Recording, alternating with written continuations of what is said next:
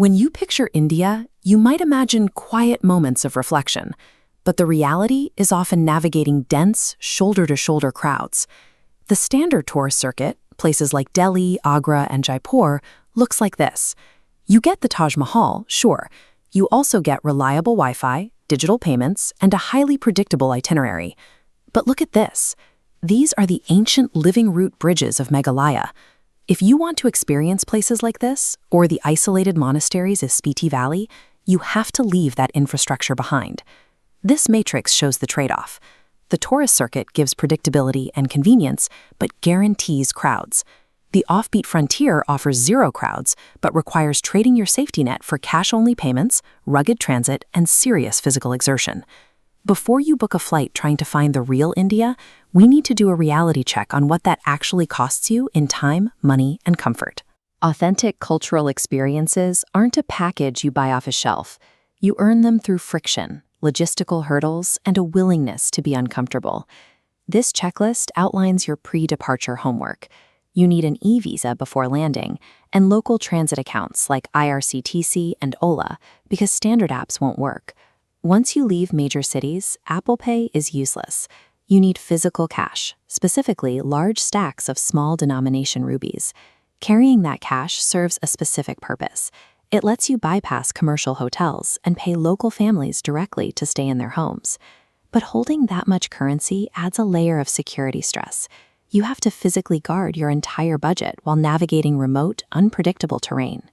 In exchange, your interactions shift. You stop being a consumer swiping a card and rely on relationship-based hospitality for your meals, shelter, and directions.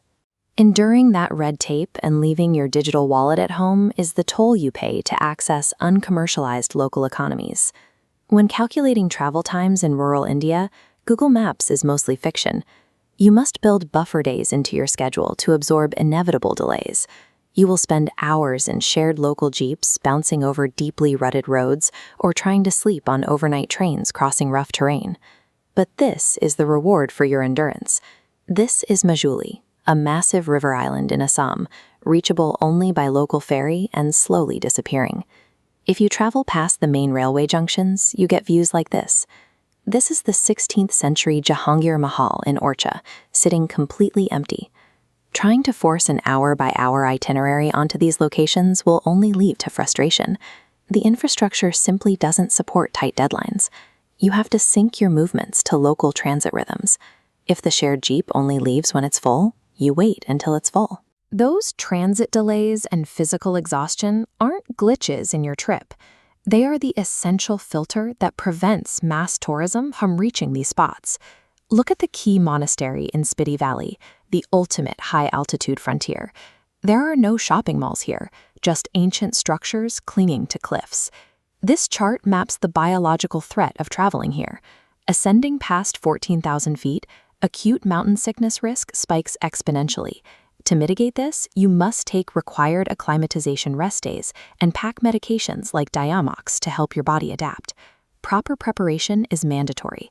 That means cardiovascular training, like jogging before you arrive, and packing winter gear rated for -20 degrees Celsius.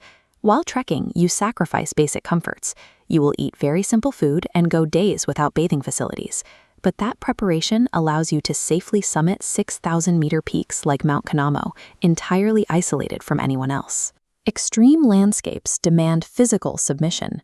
Attempting to buy comfort at this altitude is impossible, and trying to rush it is dangerous. Visiting isolated tribal and religious communities means you must stop acting like a passive consumer and become an active, respectful participant. That means adhering to strict etiquette, covering your shoulders and knees, eating exclusively with your right hand, and always removing your shoes. When interacting with tribal members, like the Apatine woman shown here, you must follow strict photography ethics. Always ask permission before taking a photo.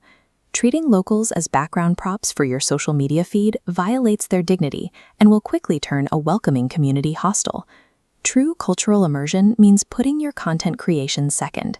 You abandon your behavioral norms and prioritize the dignity of the community hosting you. This quadrant chart maps out your options based on your actual tolerance for discomfort. The horizontal axis tracks logistical complexity, and the vertical axis tracks physical exertion. If you have extreme physical resilience and high patience for complex logistics, you belong in the top right. You are the high-altitude adventurer, and you should target Speedy Valley. If you prioritize heritage over modern amenities but lack mountaineering skills, look at the bottom right. You're a cultural purist, and your targets are Majuli or Zero Valley. But what if you want to escape the crowds, but absolutely require Western plumbing and low physical strain? Look at this aerial view of Gokarna. You should pivot to the southern coastal areas. Regardless of which tier you choose, the baseline rules apply. You need to carry cash, build in buffer days, and remain highly flexible. The upfront cost in sweat, patience, and planning is steep, but it is the only currency that buys a genuinely unfiltered experience.